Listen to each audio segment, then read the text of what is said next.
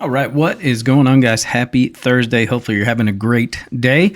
We had a good day in the MLB yesterday. We went 4-1 on our picks, so nice day there. The only one we didn't hit was the one I actually felt most confident about. That was Tariq Skubal, first 5 innings over Luis Castillo. Skubal came out a little flat, ended up giving up 3 runs. Tigers made a comeback in the 5th, ended up being 2-3. So we took an L there. But if you told me Tigers was going to score 2 in the first 5 innings, I'd still take that bet every single day. It is what it is. But we had Shohei Ohtani over 1.5 total bases. He crushed that. He had 6, had a game-winning home run in the 9th to walk it off for the Dodgers after a pretty disastrous start. Max Muncy, 2 errors in the first 2 innings. Snell ended up giving up 5, but 0 were earned. Let's see, we had Phillies run line. Got a little sweaty there for a little bit, but that ended up cashing pretty easily ultimately. We already talked about Tigers' first 5 being an L. Dodgers team total over 4.5. I actually doubled down on this one, used my DK boost on that, so glad that hit. And then we had Padres race to 3.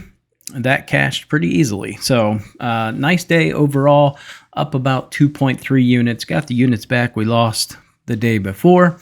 So we are up slightly in this MLB season, but it is still very early. So we're going to talk about all 5 games as usual, and I will give you guys my 6. Yeah, I got 6 best bets today in 5 games. So I love the weather today. Runs should be abundant. So let's start with this first game of the day here. We've got the Rockies and the Phillies. Antonio Senzatella going up against Taijuan Walker. If you remember him, old TJ was giving up some runs last year. We had a 3-7 record. Opponents were hitting .314 off of him. He had a 7 ERA. This is a guy they paid $45 million to be terrible. So, I can't get behind the Phillies at -220 today. That just cannot happen with him throwing the ball. That said, we've got some great weather today. All across baseball for the most part. But if we look at this game specifically, it's going to be about 66 at game time, 68 by the end. We've got some pretty strong winds blowing out. So it's going to be blowing between straightaway center and right field. So it's going to be somewhere between about 18, let's say 17 to 19 mile an hour winds. So pretty good tailwinds blowing out here in this game. My issue with Walker, like I said, he is a run machine. But if we look at Senzatella in his last start against the Rays, he gave up 9 hits in 4 innings, somehow did not give up an earned run. How? I have no idea. That's a miracle in itself. But not going to get away with that against the Phillies today. So I do like runs being scored in this game. I'll take the over in this one. 9.5 is a little too light in my opinion. I want to do Rockies team total. That might be something I end up betting. It's 3.5. You can get the first 7 at 2.5. So that is a lean I had at -135 on DraftKings. Didn't pull the trigger on it yet, but that is a strong lean I have in that game. Ultimately, I think the Phillies pull it out. But like I said, at -220, I can't get behind that. And I can't really get behind run line with him throwing the ball. So that's where I'm at with that one. Next game, Red Sox and the Orioles. We got Grandpa Charlie going for the Orioles. Tanner Houck for the Red Sox. Houck hasn't faced the Orioles since 2023. If we look at Charlie Morton, he's got a great record against the Red Sox. He's 8-2 over the course of his career, but he does have a 4.21 ERA. Similar to Houck, he hasn't faced this team since 2023, and he's given up 6 earned runs in 9.2 innings in 2023. Now, I will tell you, both bullpens are in great shape today. So we could technically see a low-scoring game, I guess, but similar situation. We've got the wind blowing out pretty hard today, about 17 miles an hour, and it's very similar to Philly. It's going to be blowing straight out, or it's going to be blowing to right field. So decent amount of lefty sticks in the lineups today, so I do love runs in this game. So this is another one I lean over 9 runs, so I like that a lot. That is a bet that I have on the card. Ultimately, who wins? My gut says the Red Sox. My gut really says the Red Sox, but when I look deeper into kind of the numbers, they do tend to favor the Orioles, actually. So this is one I'm going to lay off a winner, but I do trust Tanner Houck over Charlie Morton. I just don't know about these Boston bats. They can be a little sporadic. I think given the wind direction and the amount of good lefties that the Orioles have, I kind of lean towards them, but a bit of a coin flip game, in my opinion, in terms of who is going to win. But like I said, I lean towards Boston. You get that at -104 on FanDuel. Astros and the Twins. Twins finally started to show some life offensively. Got that second win yesterday against the White Sox. Will it continue today against an Astros team who's kind of going the other way? So at home, last couple of games, they have been really unable to score. Giants just absolutely smacked them in that series. So how will they look going to Target Field? It is going to be cold. It is going to be 41 degrees with the wind blowing in. That's nasty. That is a nasty, nasty game. So I don't know who's going to win this game. Not one I'm personally betting. I would lean Twins just because I trust Joe Ryan. That said, Hunter Brown, a solid pitcher as well. So this one could kind of go either way. Like I said, a bit of a coin flip game. I don't have any bets in this game whatsoever. Plan on staying away. Just the weather and decent pitching, maybe the under 7. I could see that potentially hitting, but to me, no play in this one. Just don't like this game. All right. Yankees and the D-backs. D-backs got out to an early lead yesterday, and then they had to hang on for the rest of the game. Yankees made a late game comeback, ultimately lost 3-4. Today, we've got Carlos Carrasco, the former Indian guardian, whatever you want to call him, going for the Yankees. Really hard to get behind Carlos Carrasco. He went 3-10 last year with a 5.64 ERA. On the other side of the bump for the D-backs, Merrill Kelly. Merrill Kelly had a good season last year. Didn't pitch a lot because he came back from injury, but he was 5-1, so record was good. ERA was a little high at 4.03. Neither of these guys are strikeout guys.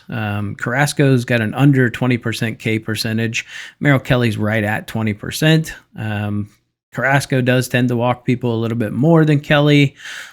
But what he does do is he gets more ground balls than Kelly. Kelly is a fly ball pitcher, and this is a day where fly balls are going to hurt.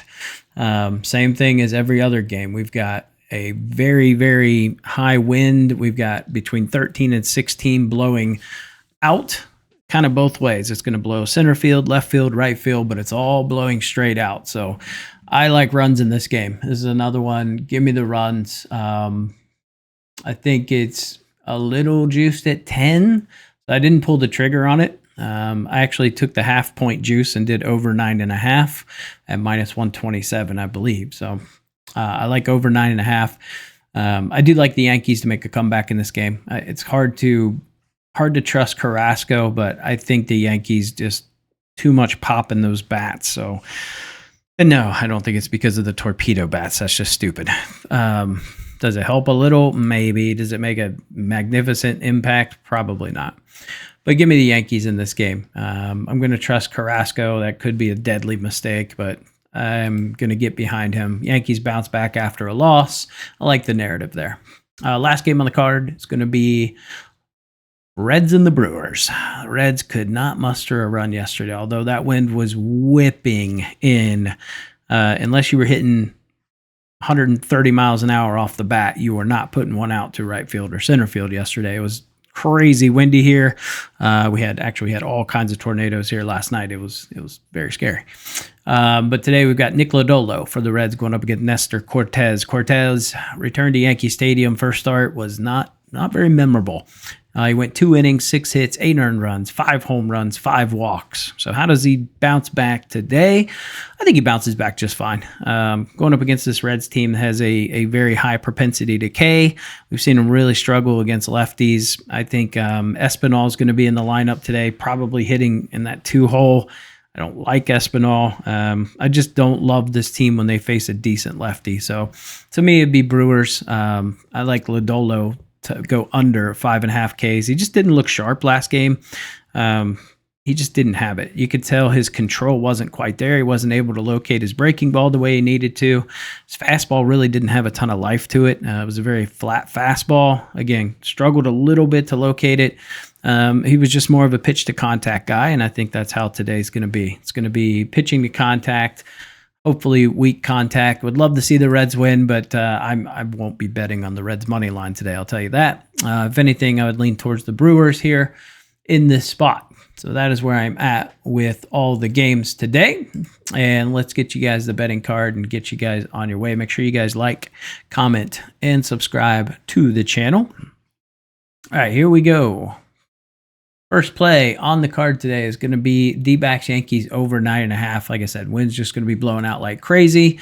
Carrasco's not exactly the greatest pitcher ever, and I think the Yankees are able to hit Merrill Kelly. So I do like runs in this game. D-backs bullpen, while they've been able to contain the Yankees to some degree, are still pretty bad.